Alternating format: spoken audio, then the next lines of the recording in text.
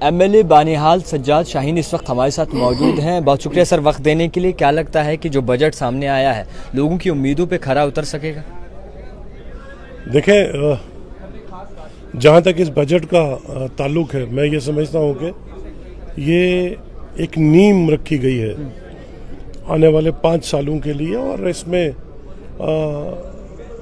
میں تو سب سے پہلے عمر صاحب کو مبارکباد پیش کروں گا، جنہوں نے اتنا براڈر کنسلٹیشن کے بعد تمام طبقہ فکر کے ساتھ جڑے ہوئے لوگوں کے ایسپریشنز اور نیڈز کو نظر میں رکھ کے اس کو ایڈریس کیا.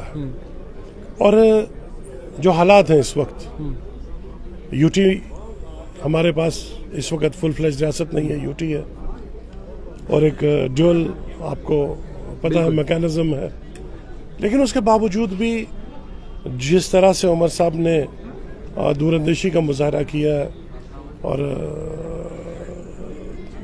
جرأت مندی کا مظاہرہ کیا ہے، اس کے لیے وہ مبارک کے مستحق ہے. مگر لوگ خوش نہیں ہیں. ان کا کہنا ہے کہ ہمارے ساتھ دھوکہ دھڑی ہوئی ہے، کیونکہ پہلے مینیفیسٹو میں ایک چیز ڈالی تھی کہ سب کو 200 یونٹ مفت میں دیے جائیں گے، راشن ڈبل ملے گا، مگر اب صرف جو ہے پرٹیکولر ایک AAY بینیفیشریز کو جو ہے یہ حق دیا گیا ہے.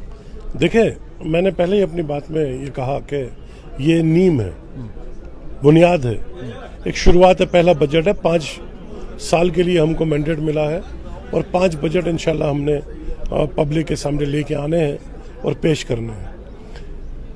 اس میں آپ کو ایک بات سمجھنا بہت ضروری ہوگا کہ عوام کے ایکسپیکٹیشنز تو ہیں بہت ہائی ہے، اسی لیے ہم کو اتنا میسیو مینڈیٹ ملا.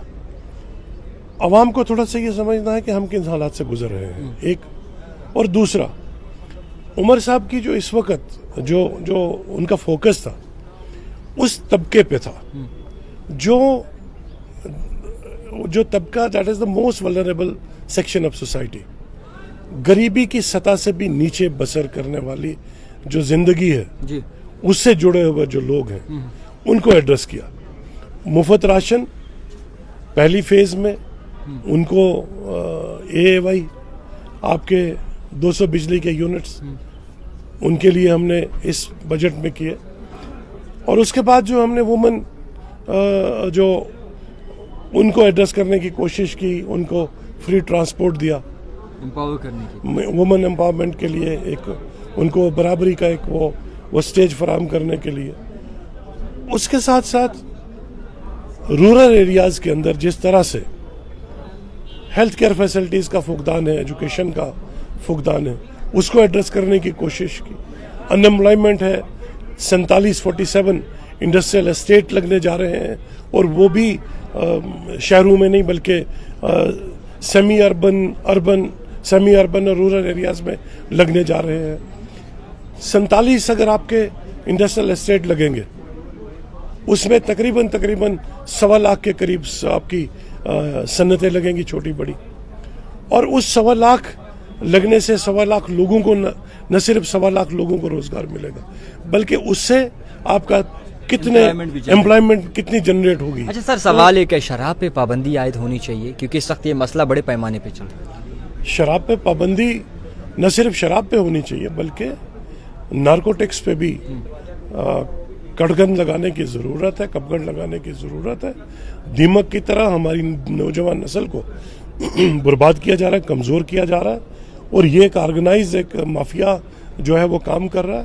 ہم تو یہ چاہیں گے کہ نہ صرف شراب کی پابندی ہو بلکہ جو ڈرگس ہے، ڈرگس کو بھی اس ریاست سے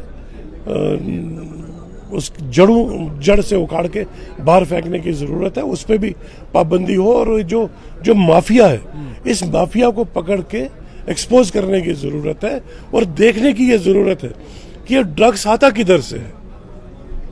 یہ اب لا اینڈ آرڈر ہمارے پاس نہیں ہے. دیکھنا یہ ہے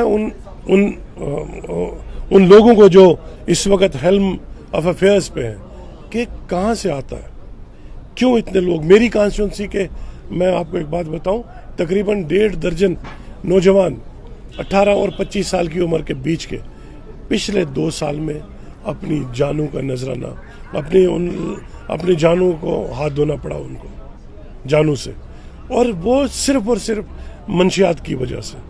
چونکہ ہوپلیسنس کا ایک ماحول تھا، पिछले 7 साल में सुफोकेशन, एलिनेशन और होपलेसनेस के खिलाफ के बगैर कुछ था नहीं, अनसर्टनिटी थी। नौजवान उस तरफ राकिब हो गए और नतीजा ये निकला कि इस वक्त ये बड़ा डीप पेनिट्रेट कर गया है नारकोटिक्स का, ये जो ड्रग्स का ये मीनस है। तो इसको इरेडिकेट करने के लिए हुकूमत इकदाम लेगी और हम बड़ा जोर दे के ये कहेंगे कि ड्रग्स पे पाबंदी लगे, शराब पे पाबंदी लगे। जिस तरह बाकी जगहों पे है शराब पे पाबंदी, उस तरह यहाँ भी पाबंदी हो, ताकि हमारा जो नौजवान है, जो इस कौम की रीढ़ की हड्डी है, वो मजबूत हो। जिस शरीर की रीढ़ की हड्डी मजबूत होगी वो शरीर खड़ा रहेगा। जिस कौम की रीढ़ की हड्डी नौजवान है, नौजवान अगर मजबूत होगा, मेंटली स्ट्रांग होगा, तो कौम खड़ी रहेगी। इस वास्ते नौजवानों को मजबूत करने के लिए हमको इसमें जो भी इकदाम उठाने पड़ेंगे हम उठाएंगे ताकि ये बैन हो सके। खैर, बहुत शुक्रिया वक्त देने के लिए। सज्जाद शाहीन इस वक्त हमारे साथ मौजूद थे, बेबागी से बात करते हैं और कहीं ना कहीं अपने एरिया की बात उठाते हैं। दिखते रहिए the type writer Javed Khan के साथ।